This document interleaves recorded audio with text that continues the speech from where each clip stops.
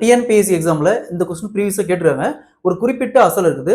ஆண்டுக்கு 10% தனி வட்டியில 4 வருஷத்துக்கு அப்புறம் கிடைக்கக்கூடிய தனி வட்டி 3200 அப்படின்னா, அதே அசலுக்கு ஆண்டுக்கு 10% கூட்டு வட்டியில 4 வருஷத்துக்கு அப்புறம் கிடைக்கக்கூடிய மொத்த தொகை என்னன்னு கேட்கறாங்க. சோ இந்த சம் பொறுத்த வரைக்கும் ஃபர்ஸ்ட் தனி வட்டி அதுல அமௌண்ட் கண்டுபிடிக்கணும். அதுக்கப்புறம் அதாவது தனி வட்டியில அசல் கண்டுபிடிக்கணும். அந்த அசலை கொண்டு போய் கூட்டு வட்டியில சப்ஜெக்ட் பண்ணணும். சோ இந்த மாடல் சம் கிட்டாங்களா எப்படி குயிக்கா சால்வ் பண்றத பார்க்கலாம். அதற்கு முன்னாடி நம்முடைய அகாடமியில டிஎன்பிஎஸ்சி மற்றும் போலீஸ் எக்ஸாமுக்கான எஸ்பெஷலி மேக்ஸ் அண்ட் ரீசனிங்னு தனியா online live classes test batch போயிட்டு இருக்கு. கிளாஸஸ் பத்தி வேற ஏதாவது டீடைல் வேணும்னா மேல இருக்கிற நம்பருக்கு கான்டாக்ட் பண்ணுங்க.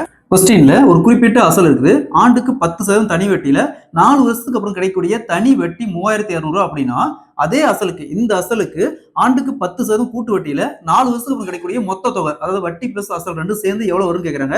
இந்த சம் பார்க்க தான் ரொம்ப பெரிய சம் மாதிரி தெரியுது. பட் கொஸ்டின் நீங்க அண்டர்ஸ்டாண்ட் பண்ணிக்கலாம். பார்த்தோன்னே ஈஸியா அந்த சம் சால்வ் பண்ணிடலாம். சோ ஃபர்ஸ்ட் இதை சால்வ் பண்ணலாம்.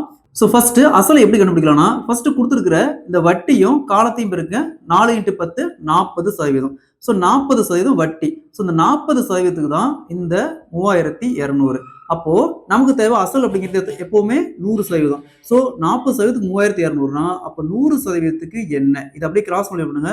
3200 × 100% வகுத்தல் 40% வரும். சோ சதவீதம் 0 சதவீதம் 0 அப்படியே கேன்சல் பண்ணிடலாம். சோ 32 4 கேன்சல் பண்ணா 8 8 அங்க ஒரு 2 0 இருக்குது. அந்தாண்ட ஒரு 0 இருக்குது. அப்ப அசல் எவ்வளவு?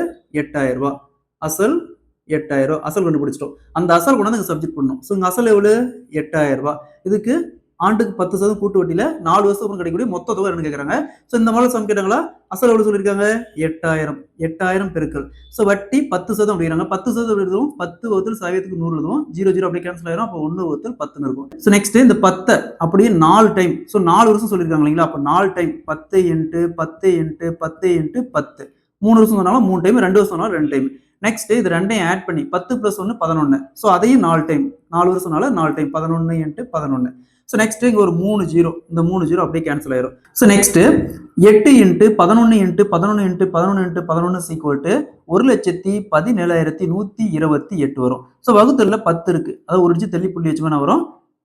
11,712.80 வரும். சரிங்களா? சோ அப்ப 8000 அசலுக்கு 10% கூட்டு வட்டியில 4 வருஷத்துக்கு கிடைக்கக்கூடிய மொத்த தொகையானது 11,712.80. Option D is the correct answer. இதே கொஸ்டின்ல வட்டி மட்டும் கேட்டாங்களா? அதாவது கூட்டு வட்டி மட்டும் கேட்டாங்க என்ன பண்ணும்? இந்த 11,712.80ல 8000 அசல மைனஸ் பண்ணும். மைனஸ் பண்ணுங்க. மைனஸ் பண்ண என்ன வரும்? 3712.80 வரும். சரிங்களா? வட்டி மட்டும் கேட்டாங்க. கூட்டு வட்டி மட்டும் கேட்டாங்களா?